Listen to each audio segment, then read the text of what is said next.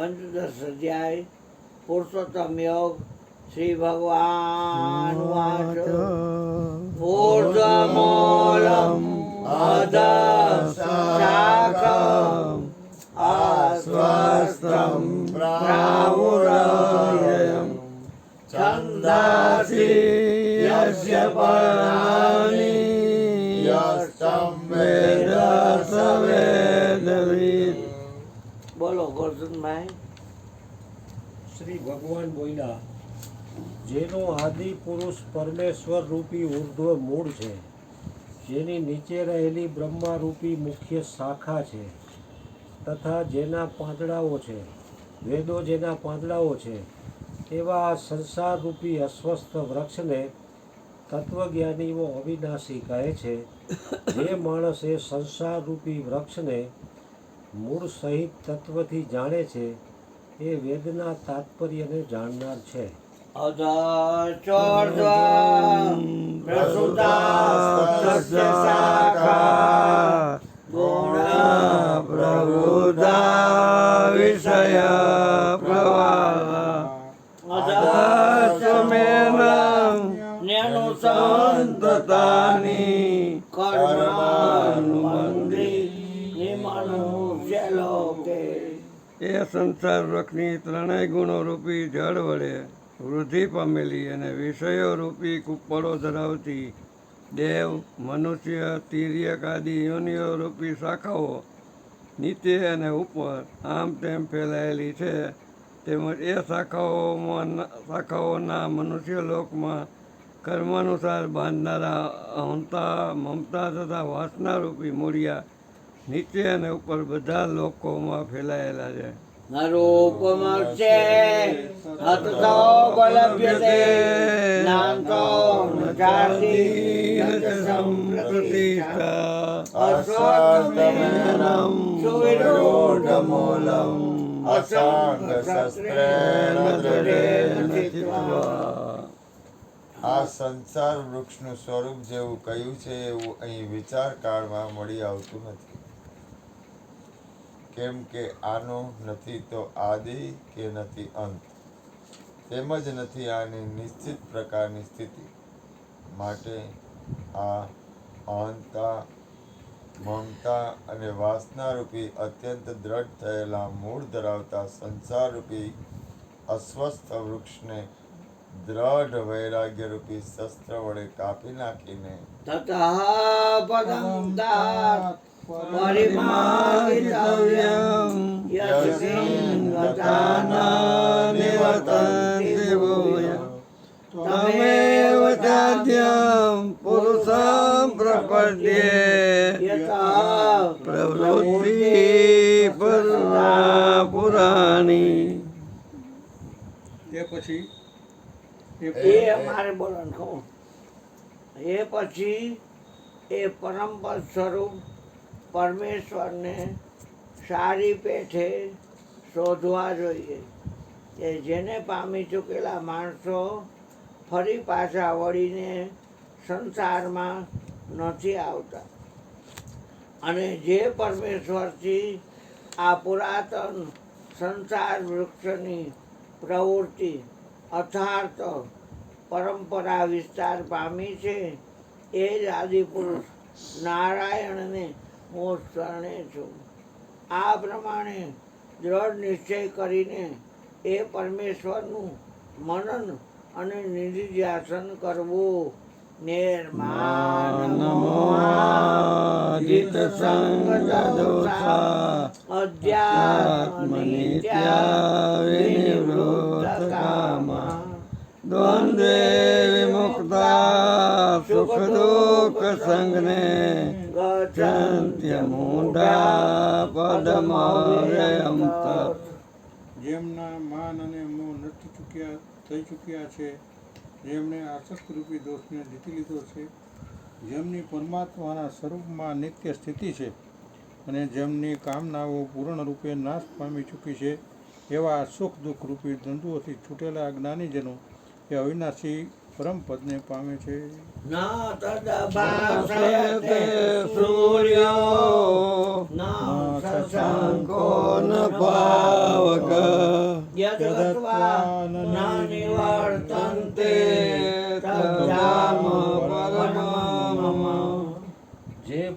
પદને પામીને મનુષ્યો પાછા ફરીને સંસારમાં આવતા નથી.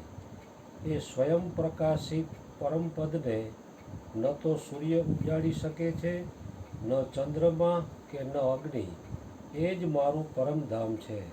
નમે વાંસો જીવલોકે જીવભૂત સનાતન મનઃ ષષ્ઠાનીન્દ્રિયાણિ પ્રકૃતિ સનિકર્ષતિ. આ દેહમાં રહેલો સનાતન જીવાત્મા મારો જ અંશ છે અને એ જ આ પ્રકૃતિમાં રહેલી મન સહિતની પાંચેય ઇન્દ્રિયોને ખેંચે છે. શરીરમ આપનોતિ યચ્ચાપ્યુત્ક્રામતિ ઈશ્વરમ ગૃહીતૈતાનિ સંયાતિ વાયુગંધાનિ વાસયાત. વાયુ ગંધના સ્થાનેથી ગંધને જે રીતે ગ્રહણ કરીને બીજા સ્થાને લઈ જાય છે, એ જ રીતે દેહ આદિનો સ્વામી જીવાત્મા પણ જે શરીરને છોડે છે એ શરીરમાંથી પ્રાણો દ્વારા મન સમેત ઇન્દ્રિયોને લઈને પછી જે શરીરને પામે છે એમાં જાય છે. શ્રોત્રમ ચક્ષુ સ્પર્શનમ ચ રસનમ દ્રવણમેવ ચ અધિષ્ઠાય મનશ્ચાય વિષયાનુપસેવતે. આ જીવાત્મા શ્રોત્ર, ચક્ષુ, ત્વચા, રસના, ઘ્રાણ અને મનને આશ્રયે એટલે કે એમની સહાય લઈને જ વિષયોને સેવે છે. ઉત્ક્રામંતમ સ્થિતમ વાપી ભોગજાનમ વા ગુણાન્વિતમ વિમૂઢાનં પશ્યન્તિ પશ્યન્તિ જ્ઞાનચક્ષુષા. શરીર છોડીને જતો, શરીરમાં સ્થિત રહેલો, વિષયોને ભોગવતો કે ત્રણેય ગુણોથી જોડાયેલો હોવા છતાંય જીવાત્માના યથાર્થ સ્વરૂપને અજ્ઞાનીજનો નથી જાણતા. કેવળ જ્ઞાન ચક્ષુ ધરાવનાર વિવેકશીલ જ્ઞાનીજનો તત્વથી જાણે છે. યતન્તો યોગિનશ્ચૈनं પશ્યન્ત્યાત્મન્યવસ્થિતં યતન્તો ન આત્માનો નૈનમ પશ્યન્તચેતસઃ. યત્ન કરનારા યોગીજનો પણ પોતાના હૃદયમાં સ્થિત આ આત્માને તત્વથી ઓળખી શકે છે, પરંતુ જેમણે અંતઃકરણ શુદ્ધ નથી કર્યું એવા અજ્ઞાનીજનો તો યત્ન કરતા રહેવા છતાં પણ આ આત્માને નથી જાણી શકતા. યદાદિત્યગતમ તેજો જગત ભાસયતે અખિલમ યચ્ચંદ્રમસી યજાગ્નો તતેજો વિધિમામકમ. સૂર્યમાં રહેલું જે તેજ આખા જગતને ઉજાડે છે, જે તેજ ચંદ્રમામાં છે અને જે અગ્નિમાં છે, એને તું મારું જ તેજ જાણ. ગામા વિશ્ય ચ ભૂતાની ધારયામ્યમોજસા પુષ્ણામિ ચૌષધિ સર્વા સોમો ભૂત્વા રસાત્મકઃ. તથા હું જ પૃથ્વીમાં પ્રવેશીને પોતાની શક્તિથી સઘળા ભૂતોને ધારણ કરું છું અને રસ સ્વરૂપ એટલે કે અમૃતમય ચંદ્રમા બનીને સઘળી વનસ્પતિઓને પોષું છું. અહમ વૈશ્વાનરો ભૂત્વા પ્રાણીના દેહમાશ્રિતમ પ્રાણાપાન સમાયુક્ત પચામ્યન્ન ચતુર્વિધમ.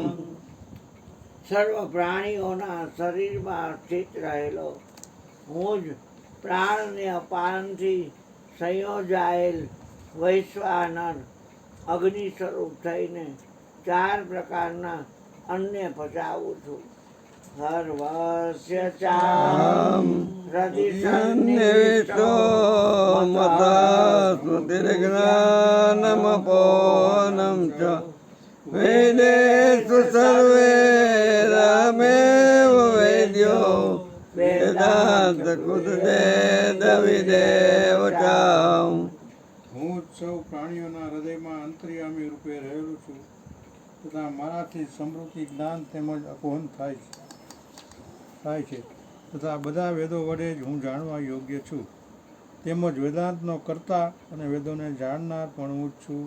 દ્વાવિમો પુરુષો લોકે ક્ષરક્ષાચરેવ ચ ક્ષરઃ સર્વાણિ ભૂતાનિ કુટસ્થો અક્ષર ઉચ્યતે. આ સંસારમાં નાશવંત અને અવિનાશી એ બે પ્રકારના પુરુષો છે. એમાંથી સઘળા ભૂત પ્રાણીઓના શરીરો નાશવંત અને જીવાત્મા અવિનાશી કહેવાય છે. ઉત્તમ પુરુષસ્ત્વન્ય પરમાત્મે તુદાયત યો લોકત્રયમાં વિશ્ય બિભર્ત્ય વે ઈશ્વર. આ બેયથી ઉત્તમ પુરુષ તો જુદો જ છે, જે ત્રણેય લોકોમાં પ્રવેશીને સૌનું ધારણ પોષણ કરે છે અને જેને અવિનાશી પરમેશ્વર તેમજ પરમાત્મા એવા નામોથી ઓળખાયો છે. યસ્માત અક્ષરમતી અક્ષરાદપી ચોતમ અતોસ્મિ પુરુષોત્તમ. હું નાશવંત જળ સમુદાય ક્ષેત્રથી સર્વ રીતે અતીત છું અને અવિનાશી જીવાત્માથી પણ ઉત્તમ છું. માટે લોકમાં તેમજ વેદોમાં પુરુષોત્તમ નામે પ્રસિદ્ધ છું. યો મામેવમ સમૂઢો સમૂઢો જાનાતિ પુરુષોત્તમ સ સર્વવિદ ભજતે મામ સર્વભાવેન ભારત.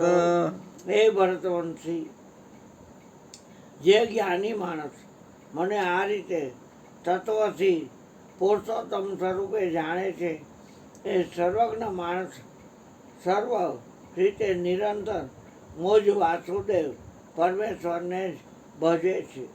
ઇતિ ગુહ્યતમ શાસ્ત્રમિદં મુક્તં મયા નત એતદ્ બુદ્ધ્વા બુદ્ધિમાનસ્યા કૃતકૃત્યસ્ત ભારત. હે નિષ્પાપ અર્જુન, આમાં ઘણું રહસ્યમય ગોપનીય શાસ્ત્ર મેં કહ્યું. આને તત્વથી જાણીને જ્ઞાની અને કૃતકાર્ય થઈ જાય છે. ઓમ તત્સદિતિ યોગશાસ્ત્રે શ્રી કૃષ્ણાર્જુન સંવાદે પુરુષોત્તમ યોગો નામ પંચદશોધ્યાય સમાપ્ત. શ્રી કૃષ્ણ અર્પણમસ્તુ.